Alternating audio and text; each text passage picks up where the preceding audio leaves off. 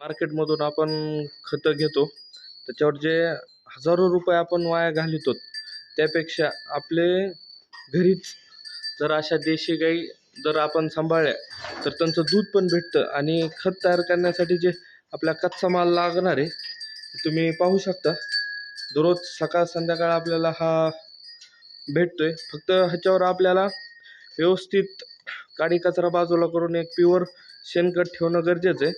शेणखत आणि त्याच्यावर पुन्हा अशा प्रकारे बॅक्टेरिया सोडून जर प्रक्रिया केली तर आपल्याला एक उत्तम प्रकारचं खत तयार होतं आणि पीक पण कमी खर्चात जास्त उत्पन्न आपण घेऊ शकतो. एक मी थोडा ढिगारा केला होता तुम्हाला दाखवू शकतो. एकच मिनिट. राम राम भावांनो, आज आपल्याला बघायचं आहे डायरेक्ट आपण शेणखत टाकू शकत नाही आणि ते कुजण्यासाठी भरपूर टाईम लागतो. मग त्याच्यावर आपण एक जैविक प्रक्रिया करणार आहे.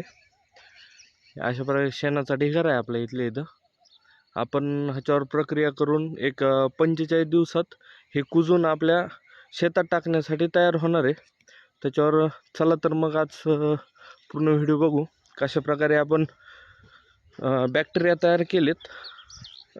डिकम्पोजर आणलं होतं, डिकम्पोजरचे बॅक्टेरिया आपण तयार केलेत ते पण तुम्हाला दाखवतो. अशा प्रकारे एक सावलीत आपण 200 लिटरचं बॅलर घेतलं होतं. त्यात जे पाटील बायोटेकचं डिकम्पोजर म्हणून आहे हे आणलं होतं. हे 2 लिटर आणलं होतं आणि त्यात एक 2 ते 3 किलो गूळ टाकला होता. अशा प्रकारे आपला हे बॅक्टेरिया तयार झालेला आहे.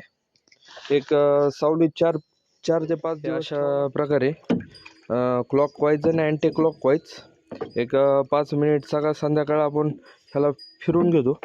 हे एक उत्तम प्रकारे बॅक्टेरिया तयार झाला आहे. फक्त हा तयार करताना एकच काळजी घ्यायची की उन्हात ठेवायचा नाही. उन्हात ठेवला की जे सध्या टेम्परेचर हाय चालू आहे त्या टेम्परेचरमुळं बॅक्टेरिया मरण्याची दाट शक्यता असते.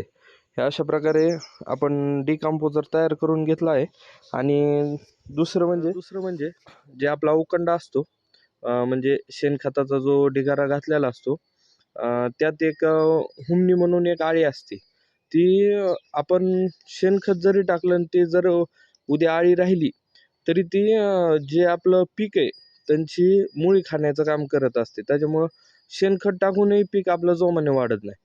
त्याच्यावर प्रक्रिया म्हणून आपण एक कृषी उद्योग मार्फत कृषी विभागातून हे भेटतं आपल्याला.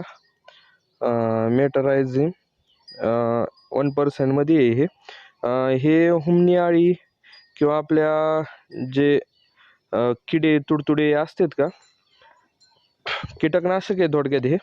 हे आपण जे बॅक्टेरिया तयार केलेत त्याच्या आपण ते जे बॅक्टेरिया ते पावडर जे टाकणार आहेत ते टाकण्याऐवजी फक्त एक काळजी घ्यायची. जे आपला शेणखताचा ढिगारा केला आहे आपण त्यात हीट भरपूर असते. ते गरम असल्यामुळं बॅक्टेरिया मारण्याची शक्यता असते. ते गार करण्यासाठी आपण एक काल 2 ते 3 तास पाणी ह्याच्यात सोडलं होतं.